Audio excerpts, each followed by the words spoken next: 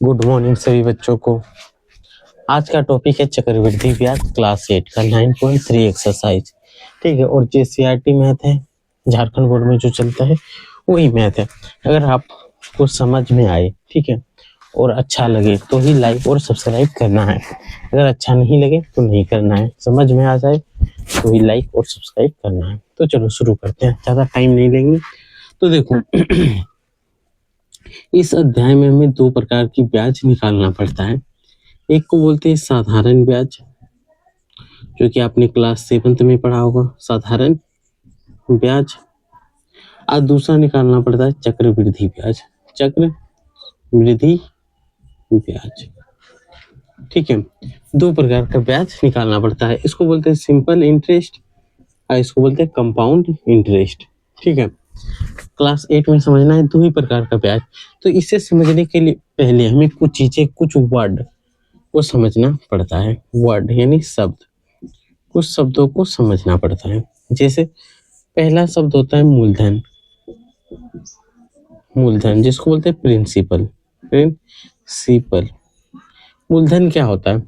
जितना रुपए उधारी, कुल उधारी को बोल सकते हैं। जितना आपको कुल उधार लिए हो या निवेश किए हो, कहीं पे आपने लगाया हो, वही क्या बनता है आपका मूलधन।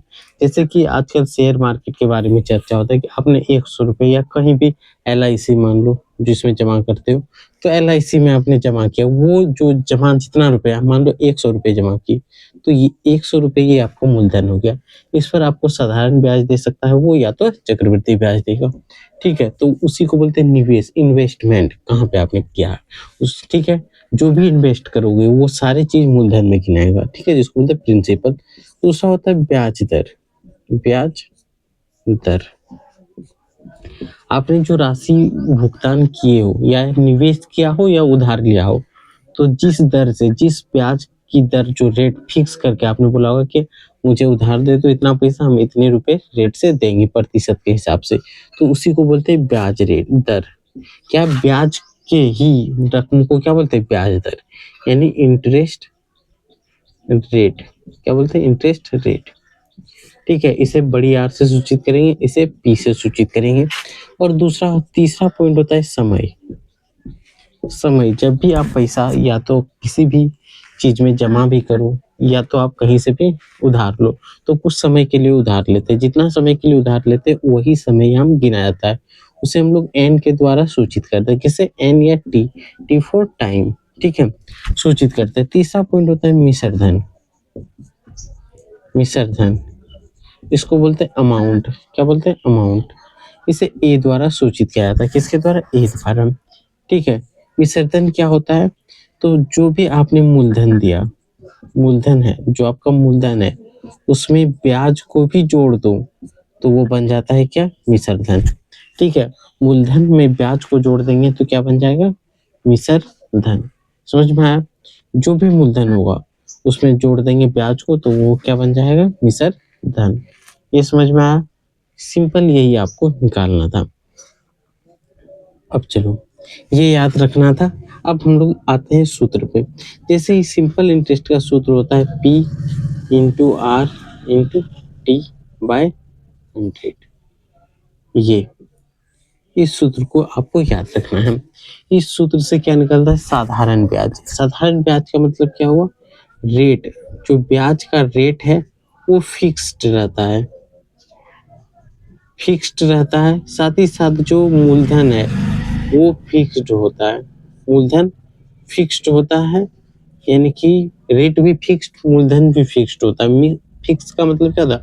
इसमें जो भी ब्याज आपका होगा एक साल में, वो ब्याज इसमें नहीं जुड़ता है। लेकिन चक्रवृद्धि ब्याज का बात किया जाए तो चक्रवृद्धि ब्याज में क्या होता है कि जो मूलधन होता है वो हर साल उसमें क्या जुड़ता है? इंटरेस्ट।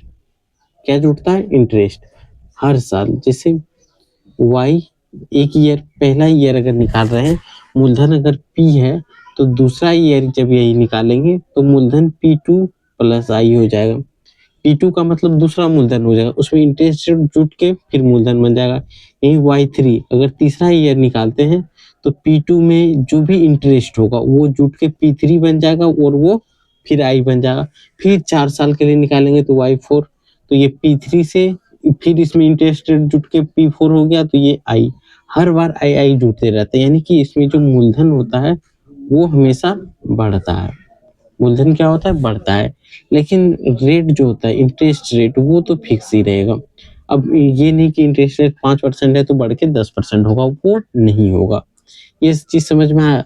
तो इसको हम लोग जो है पार्ट 2 में उपयोग करेंगे, ठीक है। इस यहाँ पे जो चक्रवृद्धि ब्याज का फॉर्मूला होता है वो हम लोग कहाँ पे यूज करेंगे? पार्ट 2 में। यहाँ पे हम लोग सिर्फ क्वेश्चन नंबर 1, ठीक है, इस चैप्टर का जो एक्सरसाइज है क्वेश्चन नंबर 1 शुरू करते हैं, ठीक है। और 1 शुरू करने में ये फॉर्मूला उपयोगी होगा, कौन सा?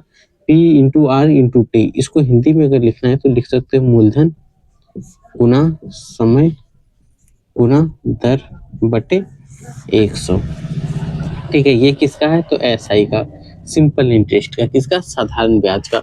तो इसको एक बार नोट करें। अगर ये आपको समझ में आ गया हो तो लाइक और सब्सक्राइब जरूर करना, ठीक है।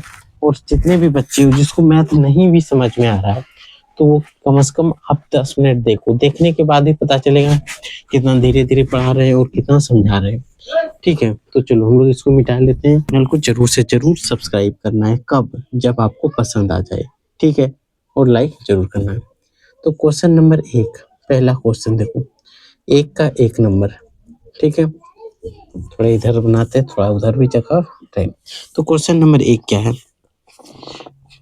4000 का 2 वर्ष के लिए 5% वार्षिक दर से वार्षिक रूप से संयोजित होते हैं।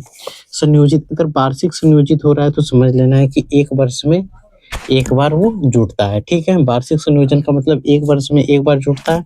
अर्धवार्षिक रहे तो समझ लेना आधा आधा वर्ष में जुड़ता है। तो सबसे पहले P इज इक्वल टू 4000 दिया है तो 4000 यहाँ पे लिख लेंगे, ठीक है।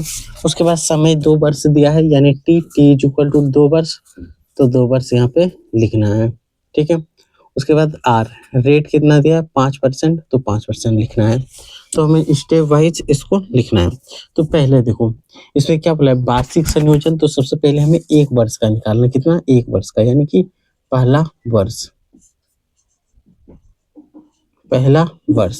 पहला वर्ष के लिए अगर निकालेंगे तो मूलधन तो P1 मान लेते हैं कि 4000 है तो 4000 लिख लेते हैं।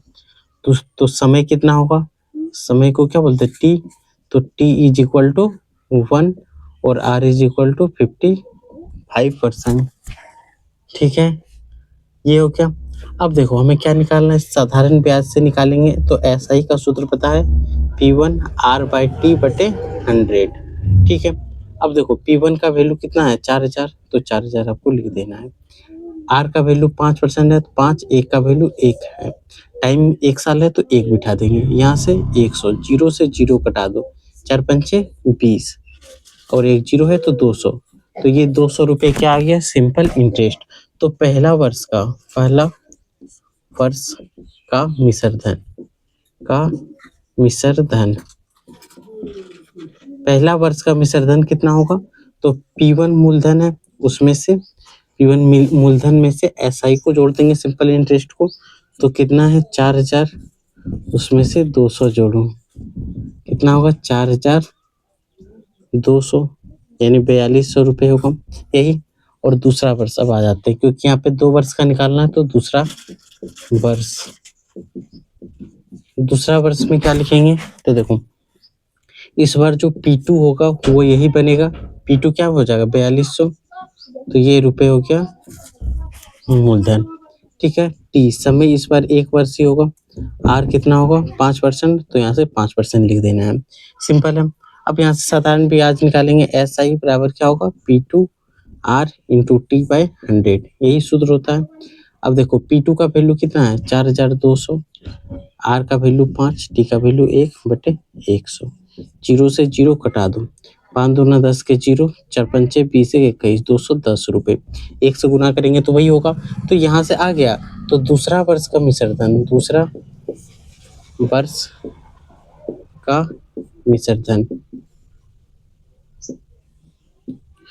वर्ष का जो मिश्रधन होगा वो तो कुल मिश्रधन होगा, क्योंकि पहला वाला तो मिश्रधन टूट चुका है। तो यहाँ लिख सकते हैं कि कुल मिश्रधन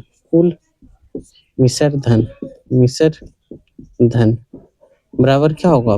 कुल मिश्रधन बराबर P2 प्लस एस आई होगा। अगर इसको सिंपल इंटरेस्ट 1 मान ले तो इसको क्या मान लेंगे, सिंपल इंटरेस्ट 2, तो ये सिंपल इंटरेस्ट 2 जोड़ दो। अगर सिंपल इंटरेस्ट यहाँ पे P2 कितना है 4200, उसमें सिंपल इंटरेस्ट कितना आया इस बार 210, तो 210 जोड़ दो। ऐसे ही जोड़ेंगे 200 200 400 और 10 तो 410, यानी 4410 रुपए। ये आ गया क्या, कुल मिश्रधन यानी ए। अब हमें क्या निकालना है, तो चक्रवृद्धि ब्याज CI। कुल कंपाउंड इंटरेस्ट कितना होगा, पहला चक्रवृद्धि ब्याज क्या होगा SI, सिंपल इंटरेस्ट 1 और सिंपल इंटरेस्ट 2 को जोड़ दो। सिंपल इंटरेस्ट 1 कितना आया है देखो 200 रुपये आया है, जबकि सिंपल इंटरेस्ट 2 कितना आया है 210 रुपये आया है, तो टोटल जोड़ेंगे तो 410 रुपये। तो ये दो आंसर इसका हो गया। समझ में आया, ये समझ में आया, सिंपल एकदम, कुछ हार्ड है ही नहीं, सिंपल क्वेश्चन था।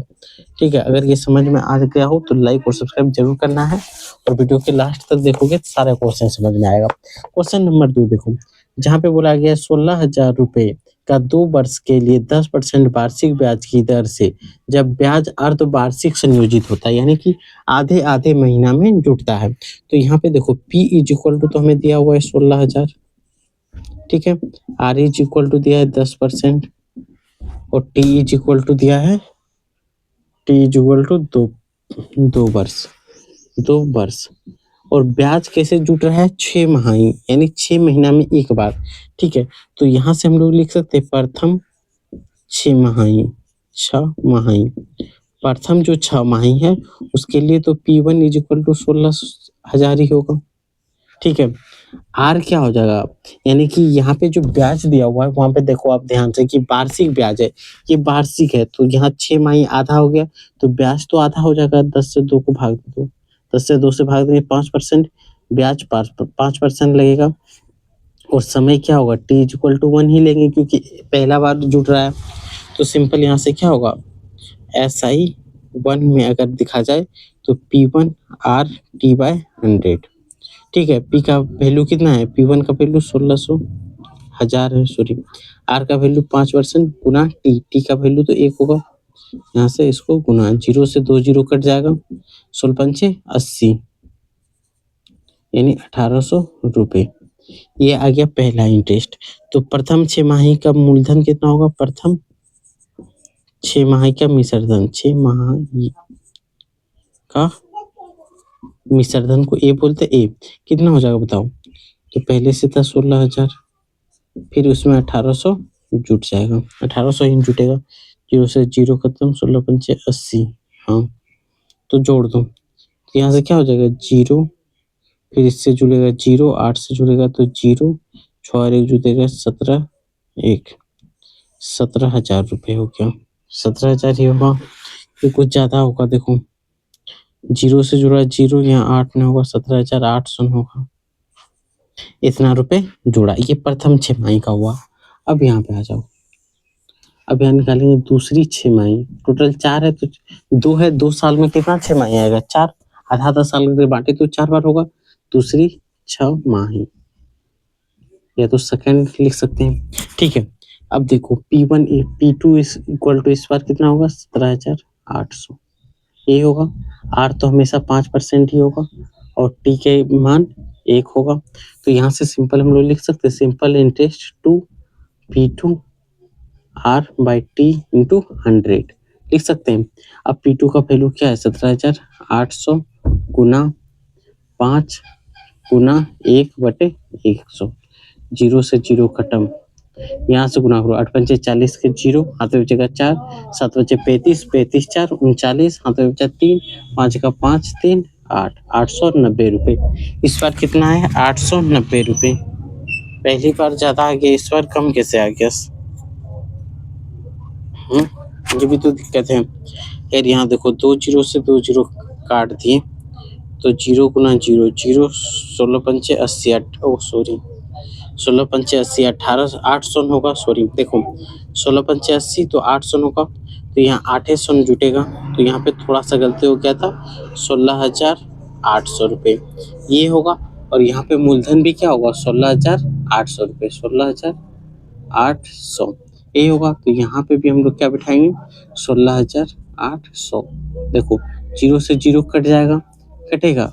अब अब बचा क्या 68 168, तो सिंपल यहाँ लिख सकते हैं कि SI2 बराबर 168 गुना 5, 5 गुना 1 करेंगे 5 बराबर देखो 8 पंचे 40 के 0, 6 पंचे 30, 30 और 4 34, हाथ में बचेगा 3, 5 का 5 3 8, यानी 840 रुपये। कुछ ना कुछ तो बढ़ेगा क्योंकि यहाँ पहले बार 800 आया है, दूसरी बार 840 आया है।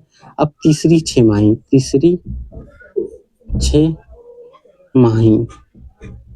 तीसरी छमाही में मूलधन जो बनेगा क्या होगा P3 बनेगा। P3 बराबर क्या होगा P2 प्लस SI2। P2 का वैल्यू कितना है देखो 16,800, उसमें से 840 फिर से जुट जाएगा तो कितना हो जाएगा, जीरो में जीरो जोड़ेंगे जीरो, जीरो में 4 जोड़ेंगे 4, 8 8 16 6, हाथ में बचेगा 1, 6 1 7 और 1 17,640 रुपये इतने होगा। ये बन गया P2। तब यहाँ से S13 निकालते हैं SI3, तो क्या होगा P3 R इंटू T/100 यही न होगा। यहाँ पे बिठा दो, इसका वैल्यू कितना है देखो 17,640 गुना 5 इंटू टी का वैल्यू 1/100। जीरो से जीरो कटा दो, कटेगा 5 से 100 कटाएंगे 2 बार में, 5 दूना 10, 2 से कटा दो तो 8 दूना 16 कटेगा, बचेगा 1, फिर 8 दूना 16 हो जाएगा कटेगा, अब फिर 2 दूना 4 कट जाएगा 882 रुपये। इस बार हो गया SI3, ठीक है।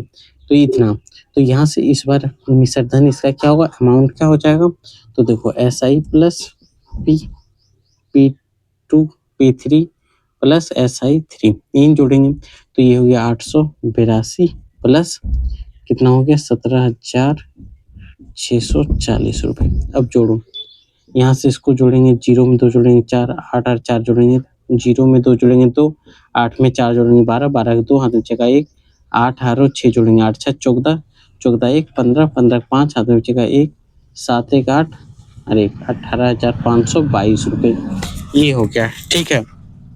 अब बढ़ते हैं चौथा छमाही के लिए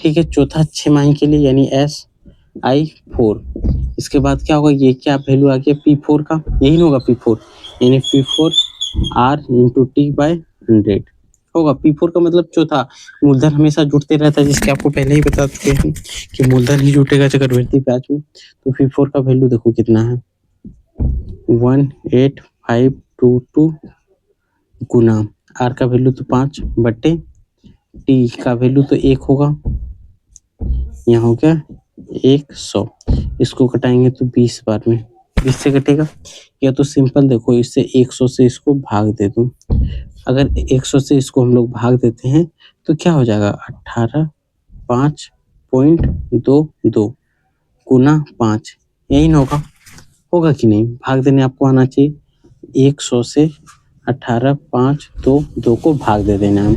अब इसको गुना करो, 5 दूना 10 के 0, 5 दूना 10 के 11, 25 25 1 26, 8 पंचे 40 और 1 41, 5 का 5 4 9, कोई दिक्कत गुना करने में, 5 दूना 10 के 0, 5 दूना 10 के 11, 25 25 और 1 26, 8 पंचे 40 और 2 42 के 2 होगा, देखो गुना एक बार अच्छा से कर लेते हैं, 5 दूना 10 के 0, हाथ में बचेगा 1, 5 दूना 10 और 1 11 के 1, हाथ में बचा 1, 25 25 25 और 1 26 के 6, हाथ में बचा 2, 8 पंचे 40 40 2 42 42 के 2, हाथ में बचेगा 4, 5 का 5 और 4 9 यही होगा। 2 अंक के बाद दशमलव है, 1 1 2 अंक के बाद इतना, ये आ गया क्या अंतिम, ये आ गया 926 रुपये 10 पैसा। अब यहाँ से हम लोग क्या निकाल लेंगे, तो कुल अमाउंट यानी कुल मिश्र धन बराबर क्या होगा, कुल मिश्र धन तो P4 जोड़ SI4, P4 देख लो कितना है 18,522, उसमें जुट जाएगा 19, उसमें कितना जुटेगा 926.10, तो 10 इसमें जुड़ेगा तो 10 पॉइंट, अब देखो 6 में 2 जोड़ेंगे तो 8, अब 2 में 2 जोड़ेंगे 4, यहाँ पॉइंट नहीं है, ठीक है। अब यहाँ पे 9 में 5 जोड़ेंगे 14, 14 के 4, हाथ में बचेगा 1 और यहाँ पे 8 1 9 और 1 का 1 इतना रुपए। ये हो गया। अब यहाँ पे हमें क्या निकालना है, कुल। यहाँ थोड़ा सा नीचे देख लेते हैं, जगह आ रहा है। अगर जगह होगा तो आराम से बन जाएगा, कोई दिक्कत नहीं है, हाँ, बन जाएगा। ये तो हमारे पास कुल मिश्र धन निकल गया। दूसरा हमें निकालना है total simple interest, compound interest. तो कंपाउंड इंटरेस्ट में क्या जोड़ेंगे, S1 का ब्याज, SI सिंपल इंटरेस्ट 2 का ब्याज, सिंपल इंटरेस्ट 3 का ब्याज और सिंपल इंटरेस्ट 4 का ब्याज। तो सिंपल इंटरेस्ट 1 का ब्याज देखो कहाँ क्या, पहला प्रथम वर्ष का 800 रुपये आया है, सेकेंड वर्ष का 840 आया है, थर्ड वर्ष का कहाँ गया, तीसरा वर्ष का ब्याज कहाँ गया, यहाँ है 882। और चौथा वर्ष का ब्याज कहाँ गया, 926.1। जोड़ दो 800 800 1600 16 8 2400 24 8 9 25 24, ऐसे ही जोड़ लेते हैं, सिंपल रहेगा। क्या है, तो यहाँ पे तो 10.10 होगा ही होगा। अब जोड़ो 6 2 8 0 0 है तो 8 है, ठीक है। अब 2 8 10 4 14 का 4 हाथ में बचेगा 1, 9 8 17 17 8 बताओ 25 25 8 33 33 और एक हाथ में था 34, इतना रुपए। हाथ में एक बचा हुआ था ना, ये नहीं था, बताओ। अगर नहीं था तो देखो यही था। यहाँ पे देखो तीसरा बार, पहली बार जोड़े तो देखो 6 2 8 0 खत्म, 8 हो गया। दूसरी बार जोड़े तो 2 और 8 10 4 14 14 4 हाथ में बचा 1, 9 8 17 17 8 17 8 25 25 8 कितना हुआ, 25 8 33 33 1 34। तो यही हो गया इसका आंसर। समझ में आया, एकदम आसान आसान से सारी चीज आपको करके दिखा दी। फिर भी अगर समझ में नहीं आ रहा है तो फिर आपको दिक्कत होगा, ठीक है। आंसर भी सेम सेम मिल रहा है तो कोई दिक्कत नहीं है, सही है, ठीक है। अब बढ़े क्वेश्चन नंबर 3 पे, तो इसको मिटा ले पहले। अगर आप उधर का नोट नहीं किए तो उधर का आप नोट जरूर से जरूर कर लें, ठीक है। तो चलो शुरू करते हैं। अब शुरू करते हैं question number 4, sorry question number 3। Question number 2 तो हो गया, क्वेश्चन नंबर 3 क्या है, सेम देखो। इस बार दिया है 1000 रुपये का, यानी कि 1000 P इज इक्वल टू दिया है 1000 रुपये। उसके बाद दिया है वर्ष, T इज इक्वल टू दिया है 1.1/2 वर्ष, यहाँ पे हिंदी में लिखते हैं वर्ष। और R इज इक्वल टू दिया है 8%। सिंपल है। तो सिंपल देखो, इसका मतलब क्या हुआ, 1 साल और आधा महीना। और ब्याज जो है वो देख लेना है, ध्यान से पढ़ना है क्वेश्चन को। ब्याज क्या होना चाहिए, वार्षिक संयोजित, यानी वर्ष में एक बार जुट रहा है। तो यहाँ तो पहला तो 1 साल में जुटेगा, फिर तो आधे साल में जुटेगा, ब्याज आधा हो जाएगा। तो पहली वर्ष या पहला वर्ष में क्या होगा, वर्ष के लिए, वर्षा हो गया ना, वर्ष के लिए, ठीक है। पहला या पहली वर्ष के लिए क्या होगा, P1 is equal to 1000,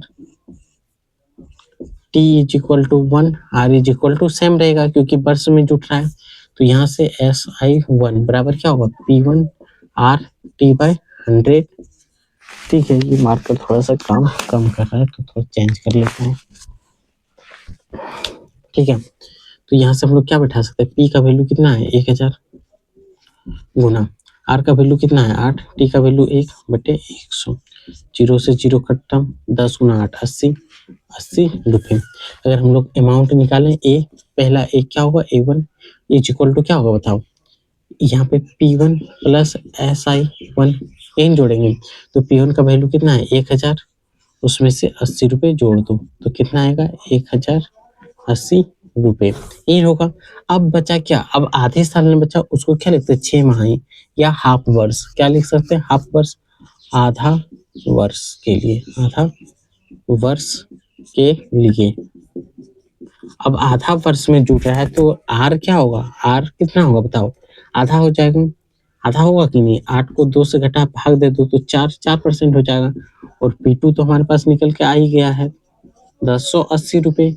T is equal to 1, half year ले रहे तो 1 ही हो जाएगा, एक ही बार में जुट रहे हैं। जैसे कि देखो 6 महीना करके 1 साल में 2 बार जुटा तो वहाँ T इज इक्वल टू 2 ले लेंगे, समझ में आया।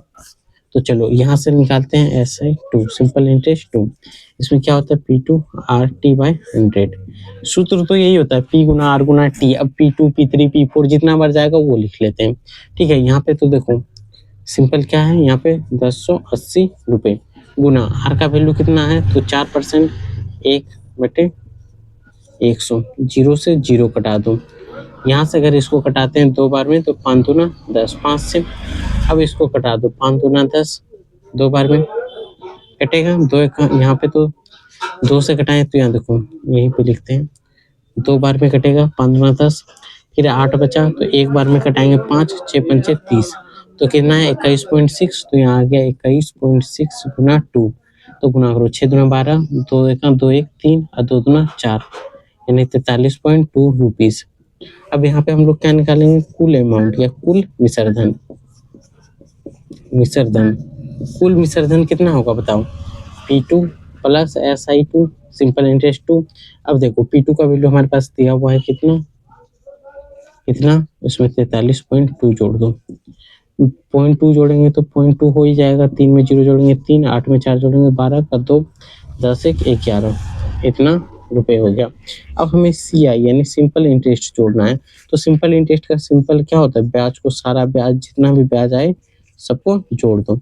तो पहला ब्याज आया था 80 और दूसरा आया 42.3, 43.3 है, 43.2 है। ठीक है, तो जिसको जोड़ेंगे तो क्या हो जाएगा 0.2 तो होगा, 3 जीरो जोड़ेंगे तो 3, 8 4 जोड़ेंगे तो 12, तो इतना रुपए।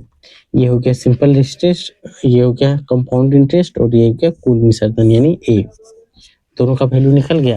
तो ऐसे ही इसको बनाना है। अब बचा लास्ट क्वेश्चन तीसरा, तो क्वेश्चन नंबर 4 को बनाएंगे और इस पार्ट को यहीं पे हम लोग समाप्त करेंगे। ठीक है, तो चलो क्वेश्चन नंबर 4 पे चलते हैं। क्वेश्चन नंबर 4 क्या है, देखो क्वेश्चन नंबर 1 का ही 4 नंबर।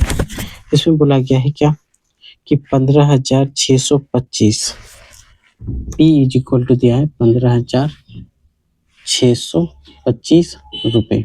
ठीक है, और समय T बराबर दिया है 2 वर्ष 1/4, 2/1/4, और rate R is equal to दिया है 16%। क्या दिया है 16%। ब्याज वार्षिक संयोजित होता है, यानी वर्ष में एक बार संयोजित हो रहा है। ठीक है, ब्याज क्या हो रहा है वार्षिक संयोजित। तो पहले हम लोग 2 वर्ष है तो पहले हम लोग 2 वर्ष का निकालते हैं, फिर 1/4 का क्या करना है उसे हम लोग आगे प्रोसेस में करेंगे। ठीक है, तो पहले वर्ष के लिए ठीक है, पहला वर्ष के लिए हम लोग निकाल रहे हैं तो P1 यही हो जाएगा 15,625 रुपये। ठीक है, T इज इक्वल टू 1 और R इज इक्वल टू 16, तो SI1 मान लेते हैं, ये सिंपल इंटरेस्ट 1 यानी P1 RT/100। ठीक है, अगर इसका निकालते 15,625 बट्टे R हो गया 16 बट्टे 1 गुना 100। अगर 5 से कटाते हैं तो इसको भी कटा दें, 5 से कटाएंगे तो 20 बार में, अगर इसको भी कटाते 5 से तो 5 दिए 15 कटेगा, 5 से 15 कट जाएगा। 6 को कटाएंगे तो एक बार में बचेगा 12, 5 दूना 10, बचेगा 2 25, यही होगा। अब यहाँ देखो इसको कटाते 4 चौक 16, 4 पंचे 20, फिर 5 आ गया, 5 से अगर इसको भी भाग देते हैं 31 को, तो देखो सिंपल यहाँ से इसको भाग दे रहे हैं तो यहाँ से देंगे 6 पंचे 30, बचेगा 1, 12 हो गया, 5 दूना 10, बचेगा 2 25, यानी इतना गुना इतना। यही होगा, भाग देने आपको आना चाहिए। 4 पंचे 20 के 0, 4 दूना 8, 8 दो 10 के 0, 6, 4 पंचे 20 के 0, हाथ में बचा 2, 4 दूना 8, 8 दो 10, हाथ में बचा 1, 4 24 1 25, तो 2500 रुपये ये पहला ब्याज निकला। यानी ए अमाउंट फॉर कितना होगा P1 प्लस SI। ठीक है, P1 तो दिया हुआ है हमारे पास कितना 15,625, उसमें से जोड़ दो 2500, तो सिंपल यहाँ से जोड़ो, 0 में 5 जोड़ेंगे तो 5 है, 0 में 2 जोड़ेंगे तो 2 है, 5 और 6 जोड़ेंगे तो 11, और 5 और 6 जोड़े तो 11, 5 और 2 जोड़ेंगे 7, एक हाथ में बचा था 8, ये इतना रुपए हो गया। ठीक है, अब दूसरा वर्ष के लिए निकालेंगे, दूसरा वर्ष। ठीक है, दूसरा वर्ष के लिए निकाल रहे हैं, दूसरा वर्ष के लिए इस बार जो ये अमाउंट है यही क्या बन जाएगा P2 यानी 18,125 रुपये। ठीक है, R तो वही रहेगा 16%। ठीक है, और T इज इक्वल टू तो 1 होगा, तो यहाँ पे सिंपल इंटरेस्ट 2 निकालेंगे तो क्या होगा P2 RT/100 होगा कि नहीं? बताओ आप समझ रहे हो या नहीं समझ रहे हो? ये सिर्फ हम बताते जा रहे हैं, एकदम समझ के बनाना। दूसरी स्थिति में क्या होगा, P2 का वैल्यू देख लो क्या है 18,125 गुना R का वैल्यू 16/1, यहाँ हो गया 100। फिर इसको अगर हम लोग 5 से कटा दें तो 20 बाद में कटेगा कि नहीं? अब इसको कटाते हैं, 5 दिया 15 बचेगा 3, 31 हो जाएगा। अगर आपको भाग नहीं देना आ रहा है तो 5 से 18, 1 2 5 को ऐसे भाग दे देना। 5 दिया 15 बचेगा 3, 31 6 पंचे 30 बचेगा 1, यहाँ बचा 2, 5 दूना 10 बचा 2, फिर 5 बचे 25। तो यहाँ पे क्या आया 36 25 36 25, ये कट गया। यहाँ से घटाएंगे 4 चौक 16 4 पंचे 20, 5 से फिर इसको भाग देते हैं तो 7 बचे 35। ध्यान से देखना, यहाँ पे लिखते हैं 4 गुना, यहाँ 5 से घटाएंगे तो 7 बचे 35, बचा 1 12, 5 दूना 10 2 5, यही हो गया। 4 पंचे 20 के 0, 4 दूना 8 2 10, 7 चौक 28, 28 1 29, यानी 2900 रुपये ब्याज आया। इस बार कितना आया 2900 रुपये, सही से आया है कि नहीं? 4 पंचे 20 के 0, 4 दूना 8 2 10, 7 चौक 28 1 29, तो 2900 रुपये। तो इसमें कुल अमाउंट कितना हो जाएगा, अमाउंट बराबर P2 प्लस SI2, यही जोड़ेंगे तो P2 बराबर कितना हो गया बताओ आप? यहाँ पे दिया है 18,125 रुपये प्लस इसमें 2900 ऐड हो जाएगा। ठीक है, 2900 ऐड हो जाएगा। जैसे ही 0 और 5 को जोड़ेंगे तो 5 ही होगा, थोड़ा बड़ा इधर से ले लेते हैं। 0 और 2 को जोड़ेंगे तो 2 होगा, और 9 और 1 को जोड़ेंगे 10, 10 का 0 हाथ में बचेगा 1, 8 और 2 को जोड़ेंगे 10, 10 1 11 हो जाएगा 1 1 2, यानी 21,025 रुपये ये हो गया। ठीक है, ये A1 अगर मान ले, ये हो गया A2।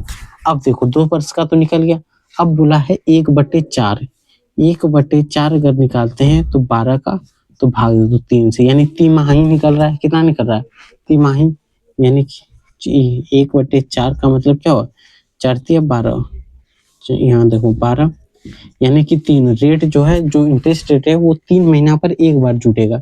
ठीक है, चाहते बार 3 महीना पे जुट रहा है तो उसको हम लोग इंटरेस्ट रेट को 3 से भाग दे देंगे, तो 1/4 का मतलब होता है चतुर्माही तिमाही जुट रहा है। 1/4 महीना के लिए, तो 1/4 महीना मतलब टोटल 12 महीना होता है, 12 को भाग देंगे 3, 3 महीना पे ये जुटेगा कि नहीं, जुटेगा ना, तो वहां से हम लोग 3 से इसको भाग दे देंगे। ठीक है, सिंपल याद रखो, किससे भाग देंगे 3 से, तो सिंपल देखो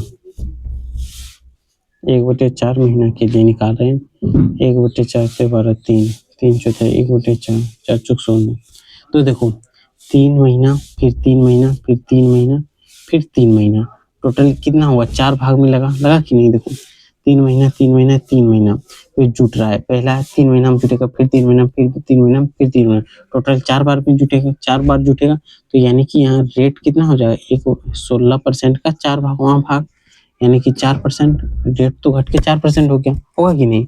और P2 इस बार P3 क्या निकल जाएगा, देखो 21,025 रुपये, यही होगा। अब सिंपल अगर देखा जाए SI3 अगर निकालते हैं तो P3 RT/100, ठीक है। अब P3 का वैल्यू है 21,025 गुना R का वैल्यू 4% गुना 1/100, अगर इसको कटा देते हैं तो 25 बार में, अगर 25 से ही हम लोग इसको भाग देते, 25 से 21,025 को भाग देते तो कितना बार में कटेगा बताओ? यहाँ पे ये है, अगर हम लोग 4 से कटा देते हैं, 4 पंचे 20 के 0, 4 दूना 8 2 10, 100 होगा। अगर 25 अट्ठे 200 कटा देते, 25 अट्ठे 200 बचेगा 10, यहाँ 2 उतार दो, ये तो खत्म हो गया। ठीक है, अब हम लोग क्या कर सकते हैं, 25 चौक 100 लिख सकते हैं, 25 चौक 100 कटा दें, 100 से कटा दें तो यहाँ बचेगा 2, ये तो खत्म, 5 बचा 25 का 25, यानी 841 बार में, कितना 841 बार में ये रुपये आ गया कितना का 1/4 महीने का। अब यहाँ से कुल, इस बार तो कुल निकल जाएगा, कुल अमाउंट यानी मिश्र धन, कुल अमाउंट बराबर P3 प्लस SI3 P3 का वैल्यू देखो कितना है 21,025 यहाँ पे देखो है प्लस 841 रुपये जोड़ दो। अब जोड़ो 1 और 5 जोड़ेंगे 6, 4 और 2 जोड़ेंगे 6, 8 और 0 जोड़ेंगे तो 8 है और 21 इतना रुपये हो गया। और उसके बाद हमें क्या जोड़ना है तो कुल compound interest, total compound interest क्या होगा SI simple interest 1, simple interest 2, simple interest 3। तो देखो सिंपल यहाँ पे समझना है बच्चों, सिंपल इंटरेस्ट 1 कहाँ के हैं देख लो ढूंढ के, कितना आया है 2500 प्लस दूसरा में इंटरेस्ट कितना आया है 2900 और तीसरा में आया 841। अब जोड़ो 1 0 0 1 4 0 0 4 8 9 17 17 5 22 22 के 2 हाथ में बचेगा 2 2 2 4 और 2 6 यानी इतना रुपए इसका इंटरेस्ट रेट होगा। तो यहाँ ये पूरा वीडियो अगर आपको समझ में आए तो लाइक और सब्सक्राइब जरूर करना। अगर झारखंड बोर्ड के हो A+ लाना है तो जरूर से जरूर सब्सक्राइब करना है। ठीक है, बस इतना ही। फिर हम लोग पार्ट 2 में करेंगे चक्रवृद्धि ब्याज फॉर्मूला के साथ। ठीक है, इसको एक बार आप नोट